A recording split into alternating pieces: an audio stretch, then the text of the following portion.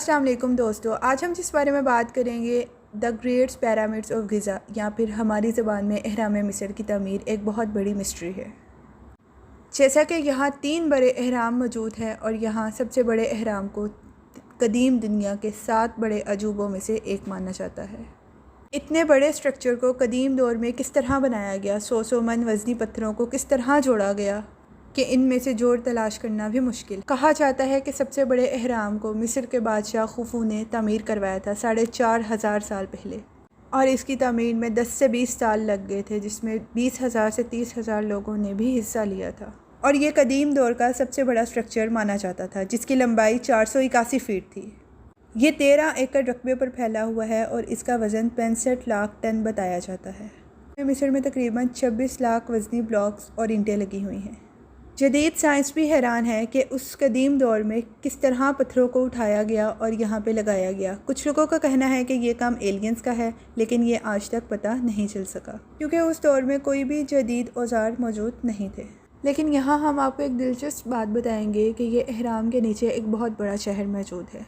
Giza की मिट्टी के नीचे एक पूरा शहर आबाद है और इन एहराम के अंदर लोगों को जाने की इजाज़त भी नहीं है, शायद इसलिए कि लोग डर ना जाएं, इसलिए इन्होंने इसको एज आ टूरिस्ट मुकाम रखा हुआ है। मैं आपको जिस तरफ लेके जाऊंगी, जैसे कि अल्लाह पाक ने कुरान मजीद में जन्नत और जहन्नुम दोनों का जिक्र किया हुआ है और तकवा परस्त लोगों के लिए जन्नत की बिशारत दी गई है। अब हम चलते हैं तुर्कमानिस्तान के एक इस तरह के इलाके में जिसे जहन्नुम का दरवाज़ा कहा जाता है। ये क्यों कहा जाता है? ये अल्लाह की तरफ से कोई इशारा है या ये कोई कुदरती चीज़ है?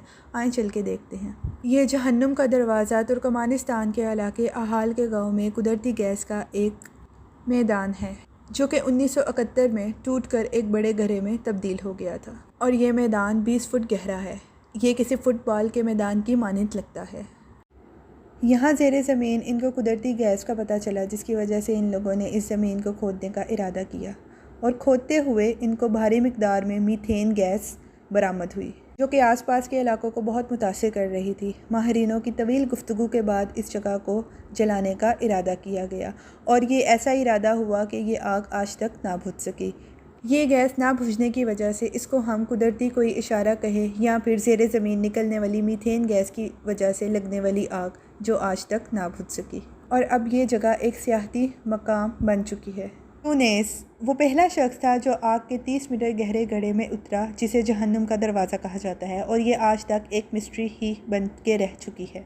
जी, तो अब मैं आपको लेकर चलूँगी कनाडा के एक खूबसूरत झील की तरफ, जिसको लेक अब्राहम के नाम से जाना जाता है, जो कि गर्म महीनों में सिर्फ अल्बर्टा कनाडा में एक खूबसूरत फ़िरोज़ी झील की तरह दिखाई देती है। सर्दियों के दौरान जमे हुए पानी में सफ़ेद किनारों से भर जाता है, जो बर्फ़ के गोलों की तरह नज़र आते हैं।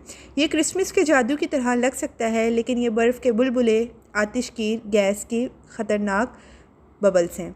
हम लेक की सतह रकबा 53.7 किलोमीटर और लंबाई 32 किलोमीटर है। अगरचे इंसान की बनाई हुई है, लेकिन इस झील का रंग पहाड़ों में मौजूद दीगर बर्फ़ानी झीलों की तरह नीला है। हम लेक को 1972 में पावर कंपनी के साथ तामीर किया गया था। कनाडा की हुकूमत ने झील का नाम रखने के लिए एक मुकाबले को स्पॉन्सर किया, जिसमें सूबे भर से तलबा को कहा गया कि वो झील के नज़ारे को देखते हुए इसके नाम को सजेस्ट करें, जिसके बाद बहुत सोचने और समझने के बाद इसका नाम लेक अब्राहम रखा गया और ये भी एक सियाहती मकामात हैं।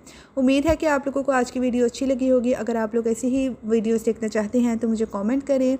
अगर आप मेरे चैनल पर न्यू हैं so like share and subscribe my channel. खुश रहें और खुश रहने दें। आपसे मुलाकात होगी इंशाल्लाह नेक्स्ट व्लॉग में। अल्लाह हाफ़िज़।